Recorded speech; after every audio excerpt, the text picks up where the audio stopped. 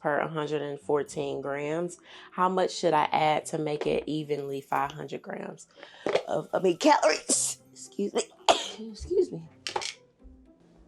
Bless you. All right, let's figure out the cottage cheese portion to get you right at that 500 calorie mark. Right now, with the pasta and the cheese combined, we have about over 114 grams. Solving for Rex is going to be 4.56 grams. So you'd only need about 4.5 grams of cottage cheese to add those last 4 calories. That's a tiny bit, but if you want to round it up, you can add about 5 grams of